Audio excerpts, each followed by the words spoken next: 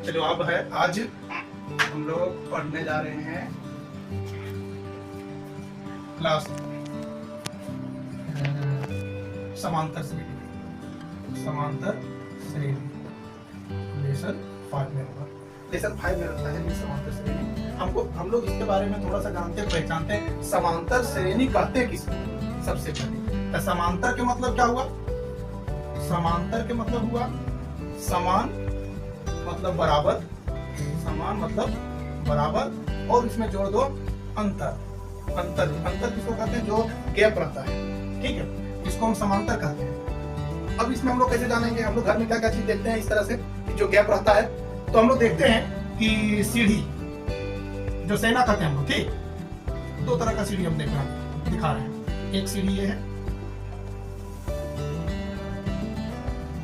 और एक सीढ़ी है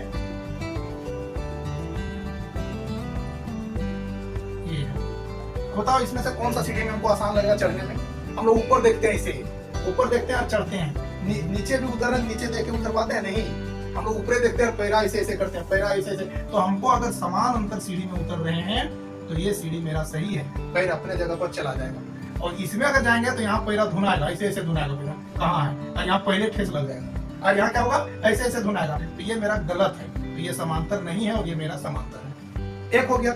और तरह तरह चीजें से हम लोग समझ सकते हैं जब हम लोग ऐसा एक, चलो देखते हैं मैथमेटिक्स, 2 है, 4 है, 6 है, 8 है, 10 है, इस तरह से चलते चलो जहां तक जा रहा है, 4 जाने को, या 3 है, 5 है, 7 है, 9 है, 11 है, इसको चलो। और एक देखते हैं, 1 है, 3 है, 6 है, 5 है, 8 है, 7, 9 है, इस तरह से चल रहे हैं।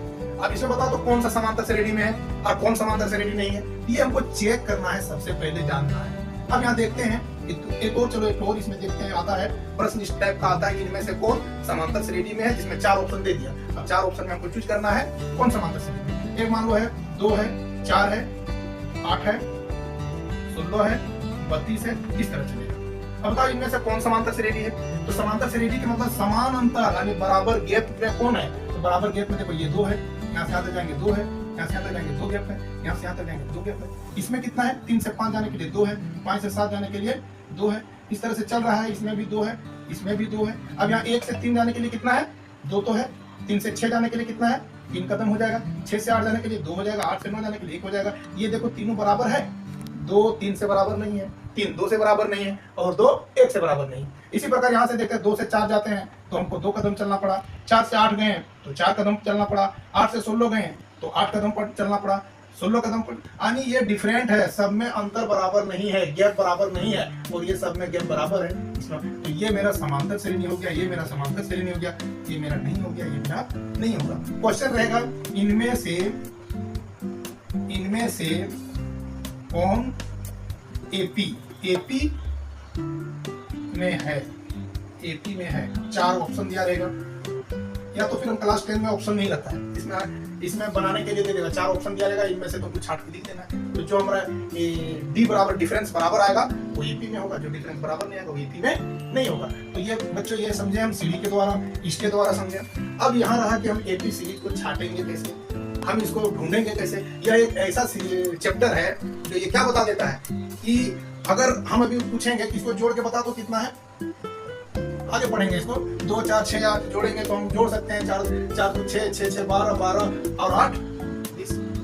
अब यहाँ एक फॉर्मूला ये लिखा है कि बहुत आसानी से हम लोग एक लाइन में जोड़ के बता देंगे, जो बड़ा बड़ा चीजों को हल करता है। तो ये चीजें आएंगी आने वाले समय में। अभी हम ये जान रहे थे कि एपी सीरीज कौन कौन है एपी में और कौन कौन एपी में नहीं है। तो जो एपी में है उसको हम पहचान लिए। अब कहीं कहीं ऐसे आ जाएगा 2 का स्क्वायर, 4 का स्क्वायर, 6 का स्क्वायर, 8 का स्क्वायर, क्या ये एपी में है?